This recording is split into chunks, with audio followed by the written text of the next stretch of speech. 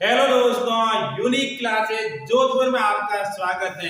आइए आने वाले एग्जाम के लिए बहुत ही महत्वपूर्ण सीरीज लेकर आए हैं, जो आने वाले एग्जाम को आप क्रैक कर सको, एग्जाम को सफल कर सको। इसी के साथ महत्वपूर्ण सीरीज है करंट अफेयर्स की, जो बहुत ही इंपोर्टेंट क्वेश्चन है कि वर्तमान में क्या चल रहा है, किस देश में कौन सी घटना चल रही है और हमारे देश में क्या क्या नई नई चीजों का निर्माण हुआ है, इनको क्या अध्यक्ष बनाए हैं, उन सभी चीजों को लेकर हम आए हैं।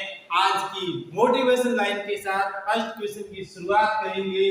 जो बीता हुआ कल तुम्हारे दिमाग में, जो तुम्हारा कल बीत गया, जो तुम्हारे हाथ से जो समय निकल गया, वो आपके दिमाग में चल रहा है, कदापि आप वापस नहीं ला सकते। और आने वाला कल तुम्हारे हाथ में है, और जो आने वाला कल है, जो आप अपनी मुट्ठी के अंदर बांध कर रख सकते हो, लेकिन बीत गया है, उनका हम कुछ भी नहीं कर सकते। इसी के साथ आने वाले भविष्य को सुरक्षित बनाएं, अपने भविष्य को और ज्यादा बेहतर बनाएं। इसी के साथ अब हम क्वेश्चन की शुरुआत करते हैं। क्या कहता है प्रथम क्वेश्चन, देखो।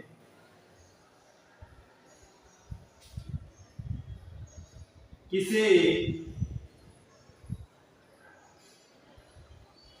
बांग्लादेश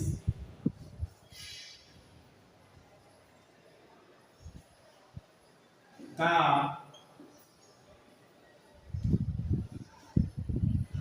प्रधानमंत्री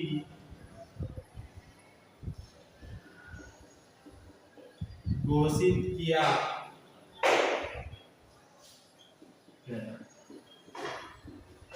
कि हाल ही में किसे प्रधानमंत्री बनाने की घोषणा की गई है, और बांग्लादेश के अंदर बहुत ज्यादा उठापटक चल रहे हैं, एक दूसरे से लोग लड़ लड़ कर मर रहे हैं, एक धर्म से दूसरे धर्म पर लोग आक्रमण कर रहे हैं, उनके मंदिरों मस्जिदों पर हमले हो रहे हैं, और वहां की प्रधानमंत्री शेख हसीना ने इस्तीफा देकर भारत के अंदर शरण लिए है, क्योंकि 2008 से लगाकर 2024 तक लगातार की प्रधानमंत्री और वहां के छात्र आंदोलन ने उनकी जड़ें उखाड़ दी। अब नए प्रधानमंत्री बने, और उन प्रधानमंत्री का नाम है मोहम्मद यूनुस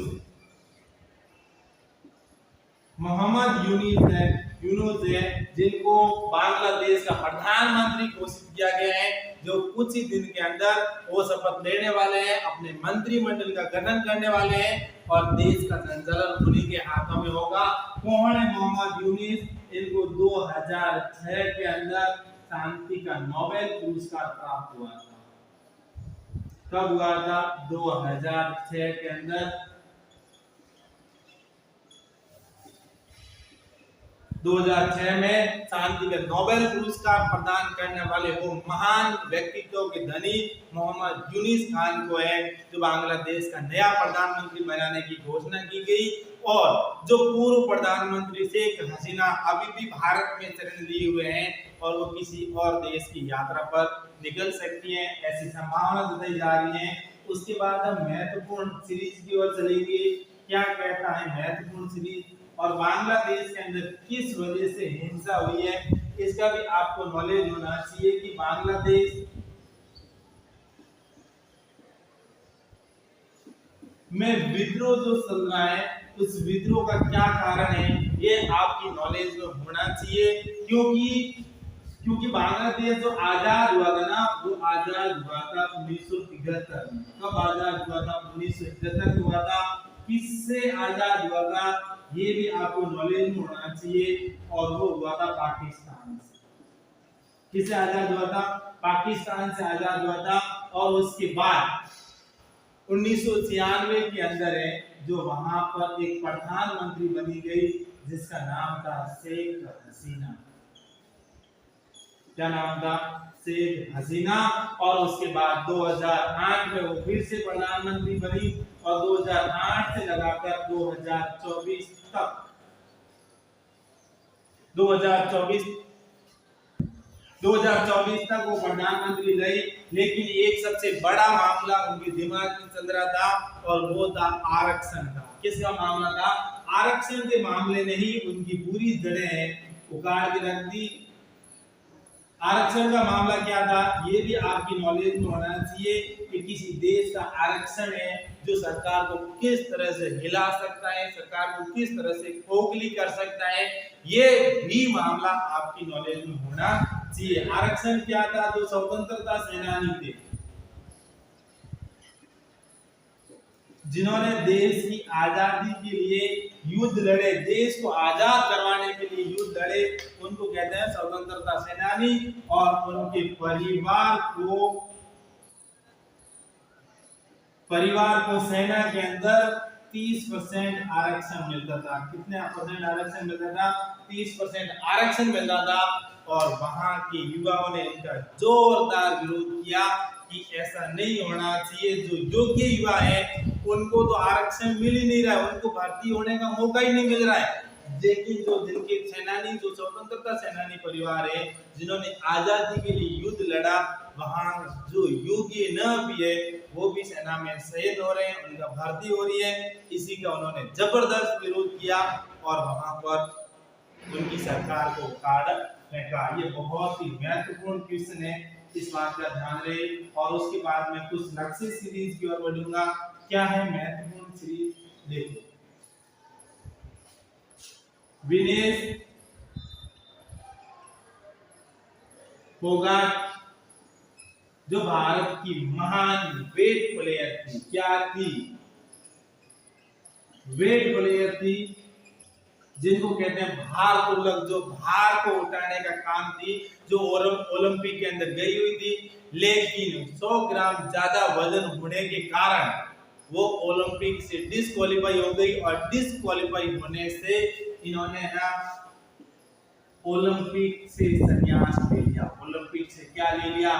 संन्यास लेने की घोषणा कर दी। ये बहुत ही भारत के लिए बड़ी दुख की खबर है कि जो विनेश फोगाट जो महान व्यक्तित्व की एक खिलाड़ी थी, महिला खिलाड़ी थी, जिन्होंने इससे संन्यास लेने की घोषणा कर दी। क्यों घोषणा कर दी? क्योंकि जो वेट प्लेयर थी, जिनका वजन चाहिए था 50 केजी, लेकिन 50 केजी से इनका वजन सिर्फ 100 ग्राम ज्यादा हो गया।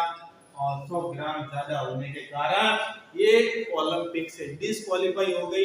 और इसी के साथ इतनी निराश हो गई कि इन्होंने वहां से अपना संन्यास लेने की घोषणा कर दी कि मेरा ये ओलंपिक लास्ट था, उसके बाद अब कोई ओलंपिक नहीं खेला जाएगा। और उसके बाद देखो, मैं बहुत सारी चीजें बताने वाला हूँ कि अलाई दरवाजे का निर्माण किसने किया, क्योंकि सीईटी के अंदर ऐसे बहुत सारे क्वेश्चन आ सकते हैं कि अलाई दरवाजा है, अलाई दरवाजे का निर्माण है जो किसने करवाया, ये बात भी आपकी नॉलेज में होनी चाहिए। तो निर्माण कराया अलाउद्दीन। किसने करवाया? अलाउद्दीन खिलजी है जिन्होंने अलाई दरवाजे का निर्माण करवाया। ये बहुत ही महत्वपूर्ण क्वेश्चनों में से एक है। उसके बाद क्या कहते हैं? दीन ए इलाही। क्या है? दीन ए इलाही।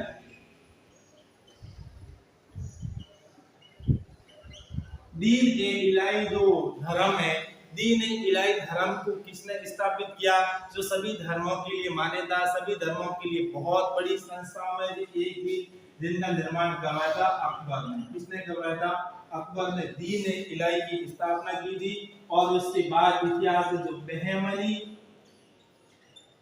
बहमनी साम्राज्य है, बहमनी साम्राज्य की स्थापना किसने की थी? ये बहुत बड़ी महत्वपूर्ण क्वेश्चन है। ऐसे क्वेश्चन आने वाले सीईटी एग्जाम के अंदर आ सकते हैं, क्योंकि दोस्तों सीईटी एग्जाम की जो नोटिफिकेशन भी आ गया है, जो ग्रेजुएशन लेवल के हैं, और उनकी एग्जाम डेट भी घोषित हो गई है। इस बात का ध्यान रहे। और बहमनी जो साम्राज्य है और इनकी संस्थापक है वो है हसन गंगू बहमनी।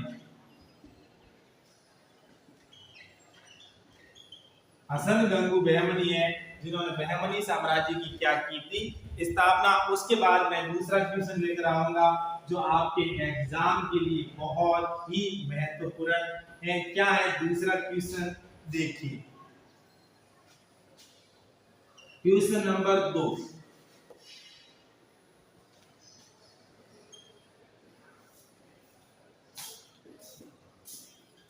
ऑब्जर्वेशन सैटेलाइट 8 जिनको कहते हैं EOS 8 हाल ही में किस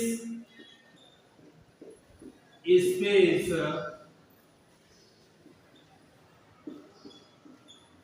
एजेंसी ट्रूकॉलर द्वारा सरवम सिंह से इनकमिंग कॉल की पहचान की गई लॉन्च किया? ये क्या क्वेश्चन है, बहुत ही महत्वपूर्ण क्वेश्चनों में से एक है कि हाल ही के अंदर जो ऑब्जर्वेशन सैटेलाइट है, जिनको ऑब्जर्वेशन सैटेलाइट 8 जिनको शॉर्ट भाषा में क्या कहते हैं, EO। हाँ, तो क्या है कि ऑब्जर्वेशन सैटेलाइट 8 जिनको ES है, जो हाल ही में किस स्पेस एजेंसी ने लॉन्च किया है, वो किया है इसरो ने। किसने किया है? इसरो ने। और वो किस जगह से करेंगे? वो करेंगे श्री हरिकोटा, और श्री हरिकोटा सतीश धवन केंद्र, आंध्र प्रदेश।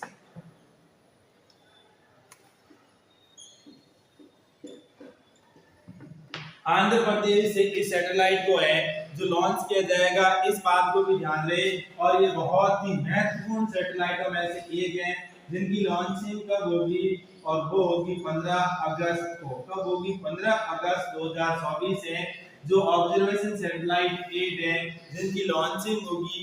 और ये बहुत ही महत्वपूर्ण क्वेश्चनों में से एक है। और इनका उद्देश्य क्या है, ये क्यों इनको लॉन्च कर रहे हैं, किस उद्देश्य से इनकी लॉन्चिंग हो रही है? तो ये हो रही है जो माइक्रो सैटेलाइट है,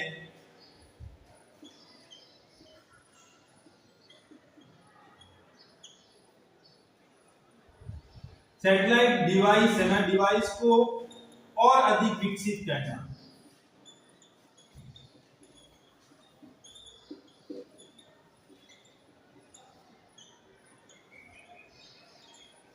इसका सबसे बड़ा मुख्य उद्देश्य है जो माइक्रो सैटेलाइट है, जो माइक्रो सैटेलाइट डिवाइस है, और उस डिवाइसों को और ज्यादा विकसित करना इनका महत्वपूर्ण उद्देश्यों में से एक है।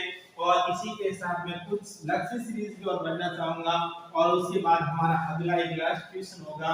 तो देखते हैं क्या कहती है लक्ष्य सीरीज, और क्या है इंपोर्टेंट कि भारत का प्रथम जो तुर्की आक्रमण कब हुआ? प्रथम भारत में तुर्की आक्रमण किसने किया था, और इसका करने का मुख्य उद्देश्य क्या था, और किसने किया था आक्रमण? ये तो ये किया था Mahmood Ghaznavi.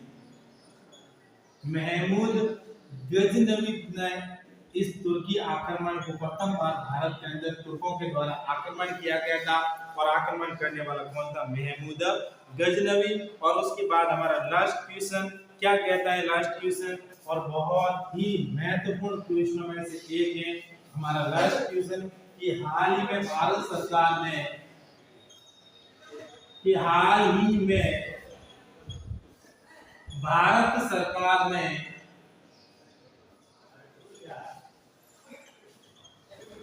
Green national highway corridor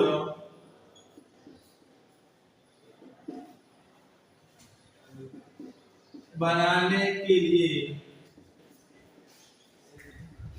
किसके साथ समझौता किया?